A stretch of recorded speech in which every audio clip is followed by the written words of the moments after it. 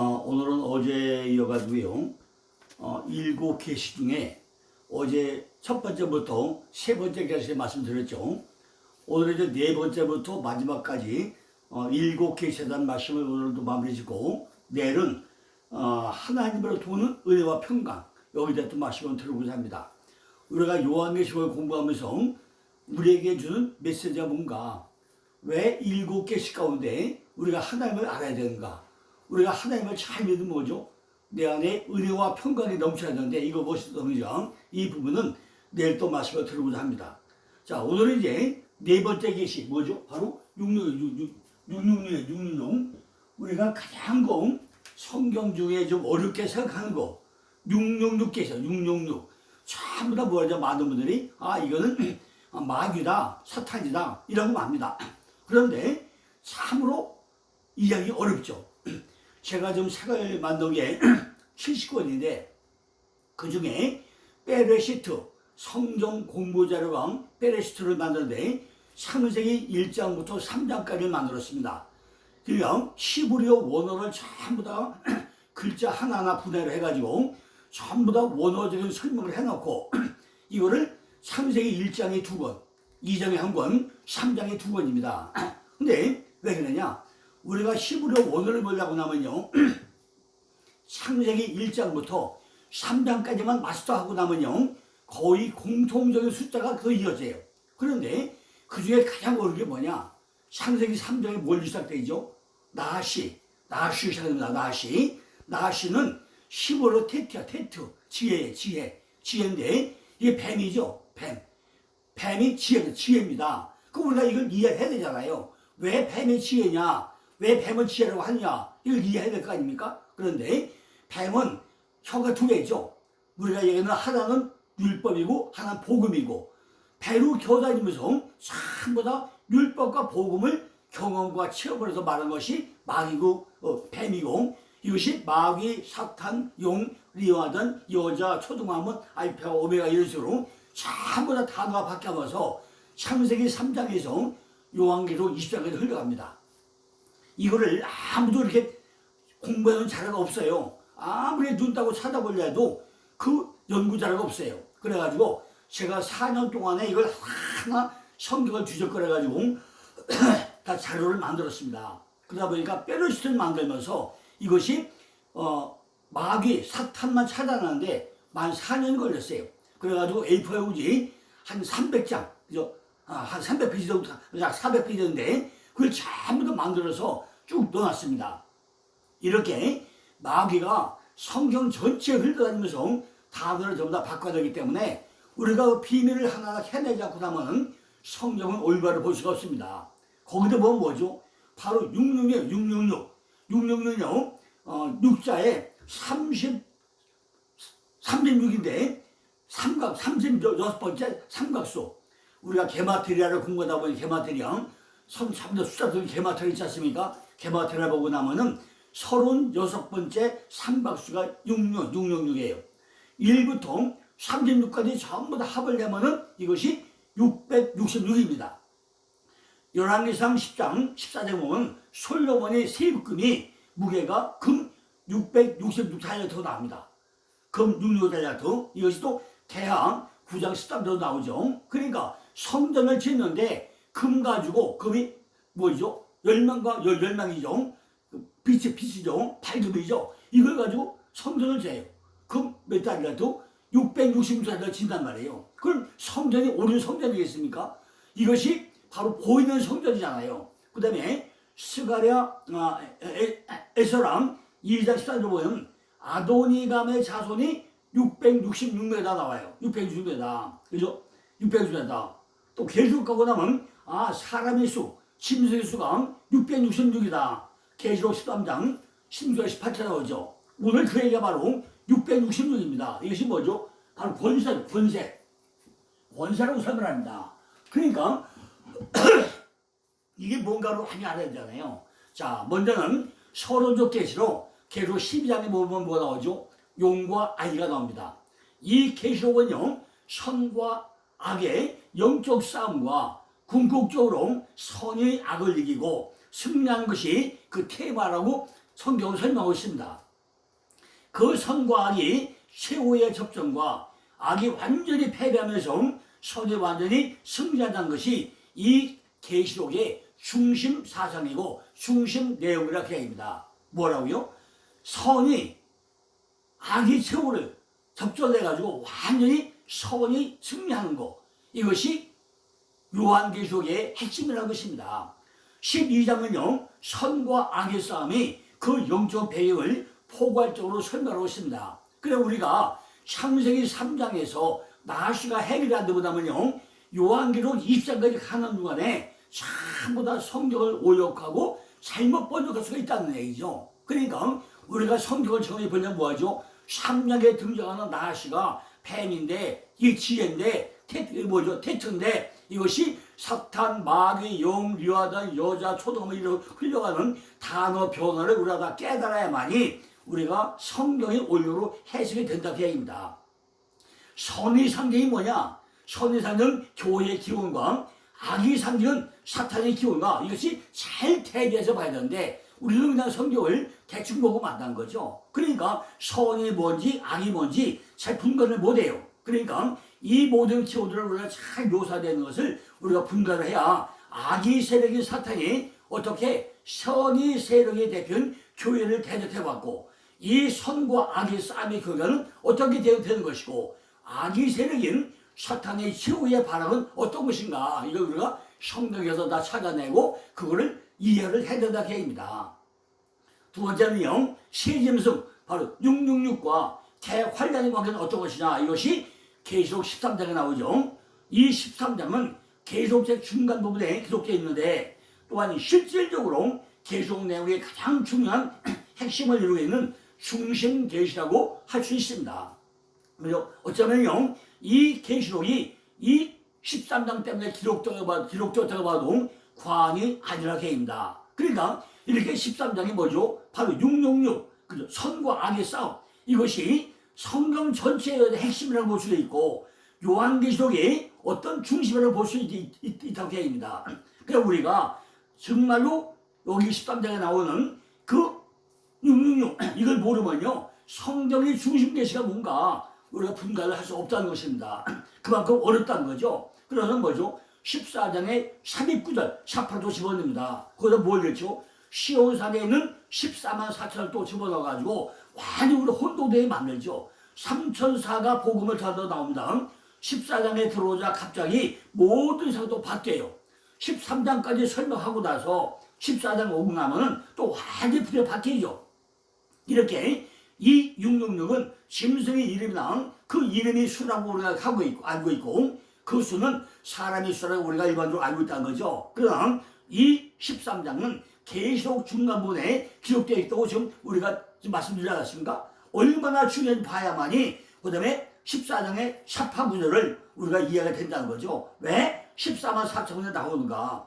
갑자기 14장에 들어오면서 상황이 바뀌는 왜 바뀌는가? 우리가 이걸 이해를 하기 어렵다는 것입니다. 땅의 광경이 돌연 기쁨과 소망이 넘치는 하늘의 광경으로 바뀌게 됩니다. 그죠? 또 내가 보니 보라 어린 양이 시온산에 섰고 요한은 환희 가운데 어린 양이신 예수 그리스도가 시온산에서 서 계시를 보게 됩니다. 뿐만 아니라 그와 함께 14만 4천의 성도가 서 있는 것도 보게 됩니다. 이 시온산에 어디며 이 14만 4천 누구냐? 이것이 참 더 혼동되죠. 신천지 같은 건 뭐죠? 저희들만 14만 4천에 껴가지고 이제는 많다고 찼다. 더 들을 자가 없다. 이미 끝났다. 이렇게 좀 막 외치고 않았습니까? 그런데 지난번에 모부동제 생기고 나니까 신천지가 뭘 바뀌죠? 또 새천지를 봐. 새천을 바꿔가지고 14만 또 얘기를 합니다. 그러니까 길거리 가다 보면 신천지 그 성경부들이 맨날 그러죠. 아 이미 성경이 14만 다 찼습니다. 새롭게 우리가 봐야 된다. 이런 식으로 막 우리 혼동시켰다는 거죠. 요한성 2장 32절과 오바댜 1장 17절과 예레미야 30장 6절을 보면 뭐가 나오죠? 거기 시온산 나옵니다. 적그리스도의 핍박을 피해가지고 광야 끝에 있는 시온산을 피해가지고 숨게 된 유대인들은 1260일 42달 지나가지고 드디어 그들이 구원의 날이 온다고 기록되어 있습니다.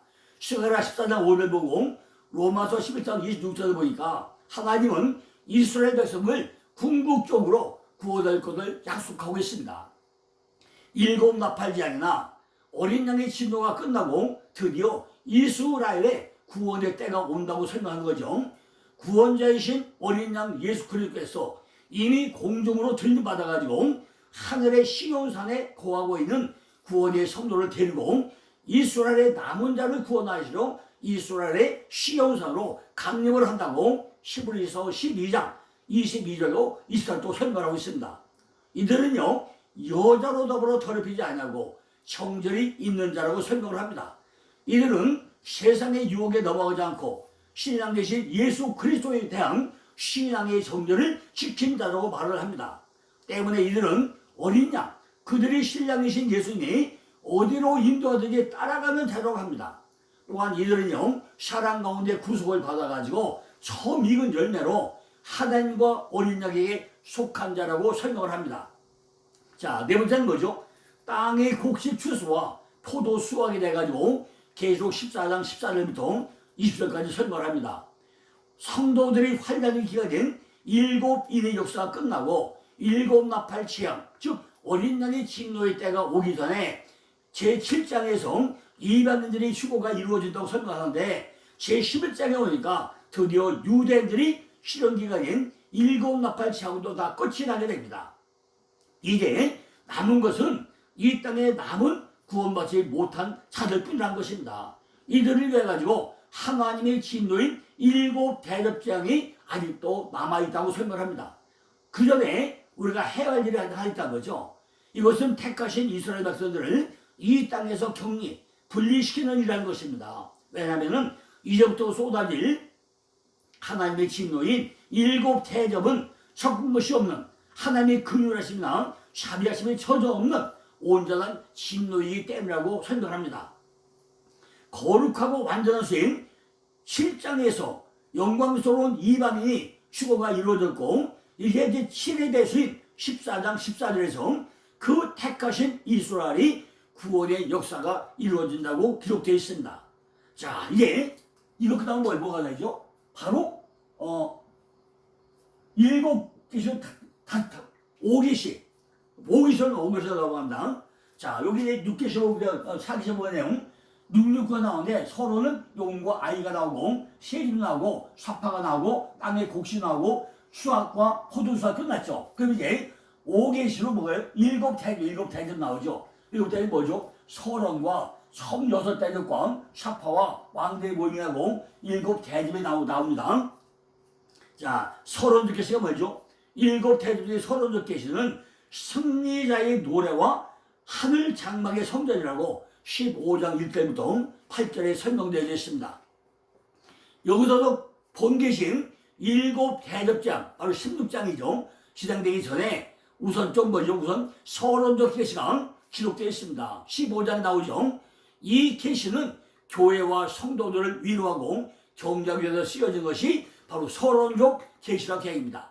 교회는 하나님의 진노에서 완전히 면제된다는 거죠. 그러므로 이 하나님의 진노인 일곱 대접의 재앙의 광경이 나타나기 전에 영광스러운 성도의 모습을 보여주고 있다는 것입니다. 이미 14장에 악과 싸워 이긴 모든 진실한 성도들이 하늘의 기쁨과 영광에 참여하고 있음을 보여주고 있습니다. 이 서론적인 계시는 하늘에서 일곱 천사가 일곱 재앙을 가지고 나타난 것으로 시작이 됩니다. 이것은 마지막 재앙으로서 이것으로 하나님의 진노가 끝난다는 것이죠. 자, 두 번째는 뭐죠? 처음에 6대접, 계속 16장 1절 2절을 설명하고 있는데 이 대접은 그리스도와 교회가 원수에 내게 내리는 마지막 심판이라고 설명합니다. 이 일곱 재앙은 일곱 재앙과 서로 관계가 있다는 거죠. 그러나 대접재앙과 나팔재앙은 똑같은 것이 아니라는 것입니다. 비슷한 점이 있지만은 비슷한 점보다도 다른 점에도 깊이 그런 의미가 가지고 있다는 것입니다. 인과 나팔과 대접이 거의 같은 종류의 사건인데 점점 뭐죠? 강도를 세게 설명하고 있잖아요. 그러니까 인의 대접과 나팔과 대접을 쏟으면 마지막 끝나는 거예요. 그러니까 점점 강도를 세게 하고 있는데 지금 나팔재앙은 땅과 바다와 강 전체에 있잖아요. 그리고 인류의 3분의 1에 해당되는데 대접장은 전체가 번져있잖아요. 대접재앙 뒤에 처음 사재앙은 사람에게는 직접 관계가 없었습니다. 그러나 이제 대접장은 처음부터 뭐죠? 사람에게 쏟아진 거예요. 왜 점점 강도가 세지고 나니까 맨 먼저 뭐죠? 하늘과 땅과 바다와 강광 이런 것만 했잖아요. 그러다가 점점 강도가 세가지고 이제는 마지막에 뭐죠? 사람에게까지 이것이 재앙이 쏟아진다고 좀 설명하는 것이 나팔 대접재앙입니다. 나팔재앙은 하나님의 은혜가 아직도 그 가운데 섞여 있었어요. 거기에는 아직도 구원받아야 할 유대인이 남아있기 때문이라는 것입니다. 그러나 이제 지상에서 택하신 모든 하나님의 자녀들이 전부 사라져 버렸다는 거죠. 이제는 더 이상 하나님의 진노에 섞인 것이 없다는 거죠. 이젠 오직 하나님의 진노만이 퍼부어질 그런 뿐이라는 거죠.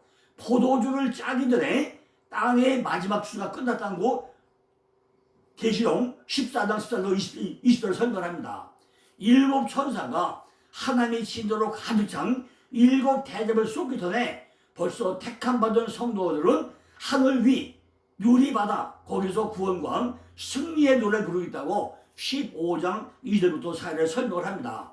그러고서 이제 16장 13절 16절에 사파 왕들의 모임에 대한 또 삽입구절을 집어넣게 됩니다.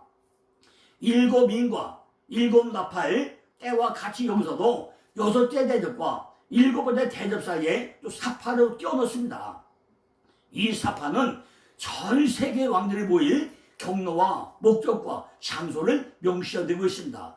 이 왕들은 그리스도와 교회의 3원수 즉 용과 짐승과 거짓 선지자의 가마로 모이게 되고 있다는 거죠. 이 3은 바로 뭐죠? 바로 악의 삼일체.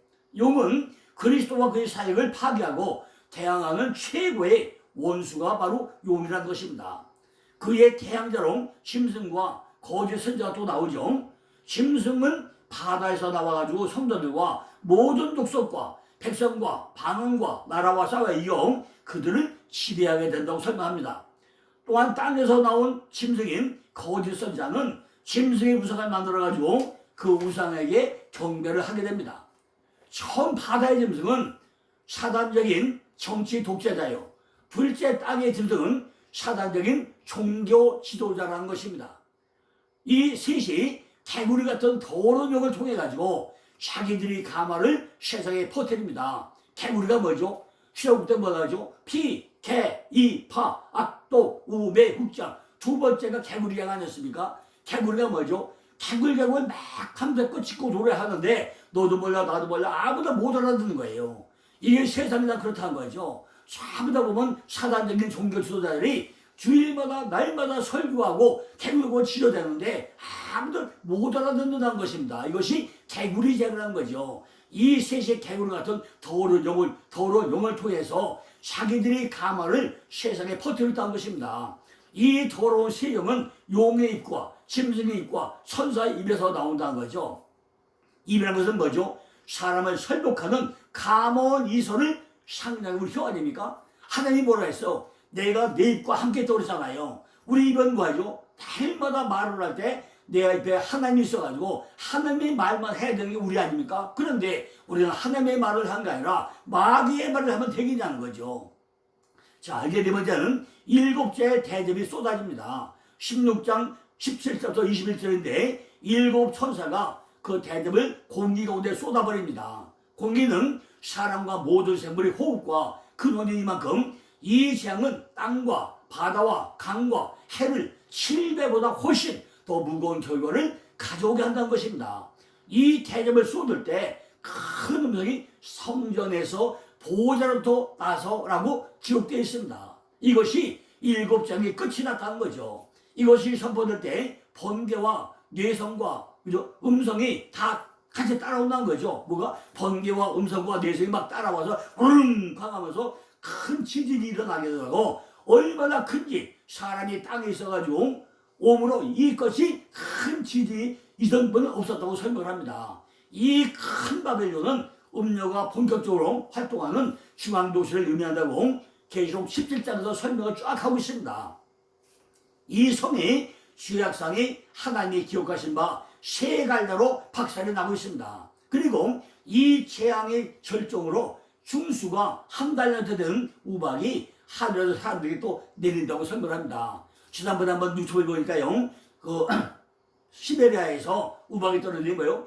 야구만한 거 이것이 막 쏟아져가지고 차가 박살나고 모두 식물 박살나고 나무가 박살나고 다 그 기록이 나오지 않았습니까? 그러니까 우박이 뭐죠? 하늘에 있는 마심 창고, 그죠? 마심 창고 우박 아닙니까? 하늘에 뭐가 있죠? 물도 있고 우박도 있고, 그죠? 전부 다 수증기가 올라가서 다 굳어버리면 이게 얼음 떨어지면 얼음 창고 아닙니까? 얼음초가 쏟아지는 게 우박 아닙니까? 얼마나 큰 재앙입니까? 자, 이거보다 뭐죠? 이제 6개씩 나오죠. 드디어 뭐가 나오죠? 그래서 승리가 나오죠. 제 10대장입니다. 드디어 뭐가 나오죠? 그리스도의 승리가 선포됩니다. 서로 느끼신 뭐죠? 바로 음료의 심판과 심승의 비밀이 탄로가 납니다. 이 책은요, 계속 있는 성도들에게 두려움과 공포를 주게 쓴 것이 아니라 성도들에게 뭐 한다고요? 위로와 격려, 용기와 소망을 주는 기록된 것이 요한계시록이라는 것입니다. 이 책의 가장 중요한 대지는 예수 그리스도께서 결국은 모든 원수를 이기고 승리할 것이다. 이건 예언해 놓은 것이 요한계시록이라는 것입니다. 또한 우리 모든 원수들은 결국 멸망한다는 것을 예시해 놓았다는 것입니다. 누가요? 모든 그죠? 마귀, 원수, 사탄들은 결국 멸망할 것이다. 이걸 써놓은 것이 요한계시록이라는 것입니다. 이 책은 우리 원수 중에서 가장 실질적이고 강력한 실체의 용과 짐승, 그리고 이제 소개할 음녀의 활동을 상세하게 보여주고 있다는 것입니다. 여기서는요, 다만 큰 음녀와 짐승의 모습을 그리고 관계를 구성하고 있는 그것들의 멸망을 예언한 것 뿐입니다. 지금까지 바벨론이라는 말이 2번 나와요. 바벨론 혼잡이죠. 혼란이죠. 바벨론 혼잡게 하다 얘기해요. 2번 나오는데 14장 8절 나오고 16장 19절 딱 나오는데 딱 2번이 나옵니다. 그 멸망이 예언되고 있다는 것입니다. 내 안에 혼잡하게 하다 혼란이 2번 나오는데 이것이 뭐예요? 이제는 멸망할 것이다 이렇게 예언되고 있답니다. 바벨론이 무엇인지 우리가 잘 알아야 되잖아요. 근데 바벨론 왜 멸망을 시키냐는 거죠. 이 땅에서 영원토록 부귀와 권세를 누릴 것만 같은 교만과 사치와 음행의 성 바벨론에 대한 멸망이 그동안 여러 번 예고되었는데 드디어 여기 와서 2번 14장 8절과 16장 19절에 나옵니다. 드디어 18장에 와가지고 그 바벨론의 멸망이 생생하게 묘사가 되고 있다는 것입니다. 이 장면은 단순히 역사적 소설이나 예언적 기록으로만 된 것이 아니라 이 오만한 음란한 도시를 멸망을 대한 충격과 당황을 표현하는 소로 나타나고 있다는 것입니다. 먼저 첫 소리는 하늘로부터 내려오는 한 천사의 힘센 음성으로부터 시작이 됩니다. 그 천사의 모양이 얼마나 빛났는지 그 영광으로 땅이 환해졌다는 것입니다. 이 천사는 이미 14장 8절에 발표한 바벨론의 멸망을 다시 선언하면서 더 자세하게 선포를 합니다. 이 바벨론의 죄의 본질은 바로 교만과 사치였다는 거예요. 사치. 교만과 사치라는 거죠. 하나님께서 가장 싫어하는 죄는 뭐죠? 자기를 스스로 영화롭게 해가지고 오만하고 무리하고 하는 자만한 태도, 교만과 사치라는 거죠. 이것 때문에 이 바벨론이 콜론이 그리고 완전히 멸망을 당한다는 것입니다. 교회도 목회자가 뭐죠? 첫째가 뭐죠? 교만이야, 교만. 전부 다 뭐죠? 요단 경로로 내려가야 돼. 못 내려간다는 거죠. 나만 목사다, 나도 목사인데 봐라 내가 이런 정도 아니냐? 이렇게 교만께 충만하는 것입니다. 이걸 먼저 꺾어야 된다는 것입니다. 그러다 뭐하죠? 바로 이것도 19장 1절부터 10절에 사파가 사파. 뭐가 들어가죠? 바로 할렐루야 내곡을 사파로 집어넣는다. 할렐루야, 그죠? 내곡을 집어넣는다네요. 할렐루야. 이미 여러 번 언급된 대로 이 책의 구성 형식은 본론이 진행되다가 결론 클라이막스 오기 전에 잠깐 숨을 돌리고 해가지고 사파를 다 끼워놓겠다는 거죠. 그죠? 그리고 앞뒤가 전부 다 연락을 지울 수 있는 게 아니라 3차 올 결론을 그 장면에 광채를 먼저 던져주겠다는 것입니다. 여기서는 똑같은 형식으로 바벨론의 멸망과 어린 양의 혼인잔치 사이에 할렐루야 네 곡의 사파가 끼어있어가지고 과거를 회상함과 동시에 이제 나타날 클라이막스의 광채를 던져주고 있다는 것입니다. 이 사파는 4겹으로 된 합창으로 구성되어 있다는 것입니다. 각 합창은 주를 찬양하라는 할렐루야로 구현되어 있다는 것입니다. 이 4곡의 할렐루야 찬양 중에 처음 2곡은 음력, 바벨론의 멸망을 축하하러 부르는 그 찬양, 이걸 구성되어 있다는 거죠. 이것은 이미 14장 11절에서 들림받아가지고 하늘에 거하는 자리 구속받은 성도를 부르는 하나님의 공의로운 심판에 대한 찬양이 바로 주변에 놓았다는 겁니다. 자, 두 번째는 뭐죠? 이제는 아마겟돈, 그죠? 아마겟돈 전쟁이 일어나게 됩니다.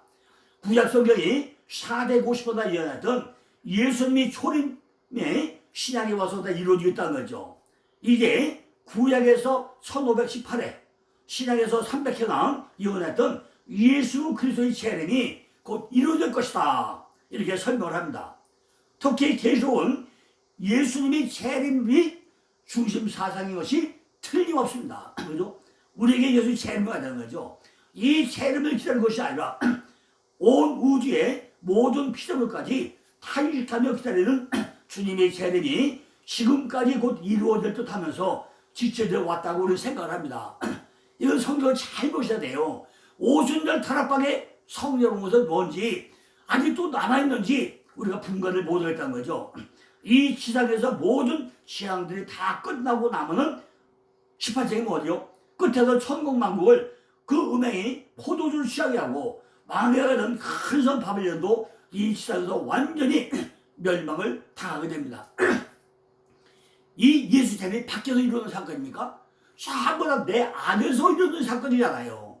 예수의 초림이 나한테 왔으면은 오순절 타락방에 온 그 성령이 어디 왔어? 내 안에 왔잖아요. 그러니까 우리가 성경을 잘 보라는 것입니다. 이제 19장 1절부터 8절까지 어린 양의 혼인잔치가 시작되려고 합니다. 이 혼인잔치는 누구죠? 우리가 내 신랑이 누구죠? 바로 예수님이잖아요. 우리가 이미 교회 다니면서 내가 거듭나고 나서 내가 내 성령에 오고 나면은 우리가 예수가 결혼 안 했습니까? 이 혼인잔치는 신랑의 집이 아니고 신부의 집이 된다는 것입니다. 결국 이 지상이 혼인잔치의 장소가 되어야 한다는 것입니다. 지상이 누가 있죠? 내가 있잖아요. 내가 지금 어디 있어요? 요 마음 땅이 이게 성전 아닙니까? 신랑은 바로 예수님이고 하나님이고 내가 남자지만 내가 여자, 교회 아닙니까? 말씀을 받는 자, 씨를 받는 자 둘이 하나가 된 것이 성경의 전체 원조로 하지 않았습니까? 그러니까 너하고 나하고 하나 되는 거, 하나님과 나하고 하나 된 거 이것이 결혼 아닙니까? 바로 혼인잔치 아닙니까? 그런데 이 세상의 혼인잔치를 방해하려는 악의 세력이 아직까지도 많이 남아있다는 겁니다. 우리 가운데 우리가 교회를 30년 다녀도 내 안에 정말 이런 시장이 이루어지지 않는 게 얼마나 많이 있냐는 거죠. 그래서 먼저 이 잔치 이전에 잔치의 방해물들을 우리가 처리를 해야 되는데 이것이 뭐냐는 거죠. 이제 하늘문이 열려가지고 천사가 내려오고 요한이 올라가고 하는 부분적인 역사가 아니라 하늘에 있는 모든 군대가 몽땅 치로 내려오러 갑니다.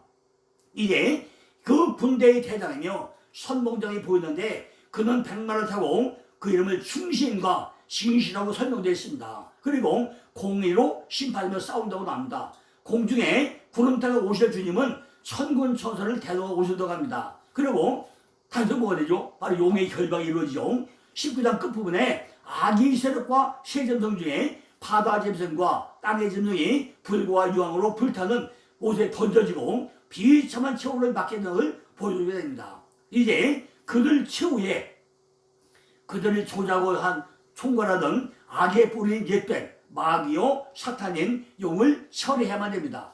이 용의 멸망이 두 단계로 기록되어 있습니다. 첫 단계는 천사가 용을 잡아서 결박하여 1,000년 동안 가두는 사건입니다. 두 번째 단계는 1,000년 후에 잠시 노임을 받았다가 이 지상의 마지막 청소 작업을 쓰임받고 드디어 불못 바로 쓰레기통에 던져지게 된다는 거죠. 그러고 나서 천년왕국이 이루어집니다. 계속 20장 4절 6절이죠. 이는 해석상 논란이 많이 좀 신비한 하고 한 천년왕국에 도달이 된다고 하죠. 이 천년왕국은 많은 해석이지만은 오늘 제가 벌써 시간이 다 됐네요. 이 부분은 제가 내일 또 이어서 내일 한 번 더 이어가지고 설명을 해야 될 것 같습니다. 자, 오늘은 용의 결박까지만 설명하고 내일은 다시 천년왕후부터 끝까지 다시 한번 또 조교해서 또 말씀을 드리고 그러고 또 다음 시간에 가야 될 것 같습니다. 감사합니다.